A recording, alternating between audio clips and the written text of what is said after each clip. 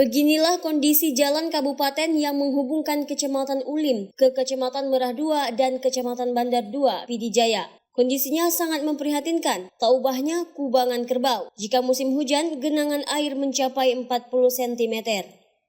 Kondisi jalan yang paling parah terletak di beberapa desa, seperti Desa Menasah Masjid Alu Kemiki dan Sarahmane Lok Sanding. Padahal rata-rata jalan tersebut merupakan akses jalan mengangkut hasil pertanian dan beraktivitas sehari-hari di desa tersebut. Akibat kerusakan jalan, warga terpaksa melalui jalan alternatif yang jarak tempuhnya lebih jauh daripada jalan yang biasa mereka lalui. Kepala Desa Alu Kemiki, Kecamatan Ulim mengatakan, jalan tersebut dibangun pada zaman kolonial Belanda, sampai saat ini belum pernah diperbaiki.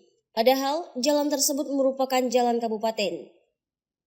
Harapan jalan itu harus diperbaiki secepat mungkin. Karena itu jalan itu dari jalan peninggalan masa Belanda dulu kayak gitu sampai sekarang sudah 2024 masih juga gitu.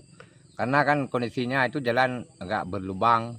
Kalau musim hujan tergenang air, kalau musim kemarau itu banyak debu yang harus dilalui oleh masyarakat. Semua masyarakat yang mempunyai lahan sawit, lahan kakao kan sulit untuk membawa hasil pertanian mereka. Kita pengajuan pernah di Musrembang, pernah kita utarakan, tapi kan hasilnya nol.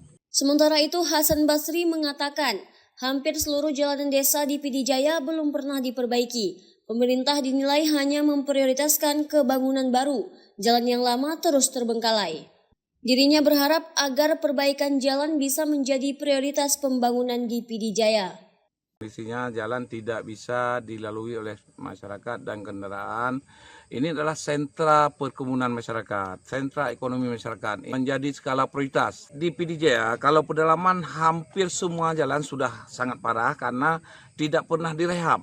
Sudah 10 tahun belakangan ini tidak pernah direhab. Yang hanya sekarang diprioritaskan pembangunan baru.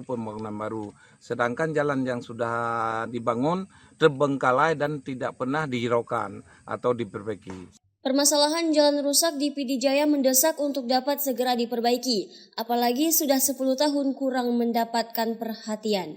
Dari Pd Jaya, Lala Nurmala melaporkan untuk Puja TV.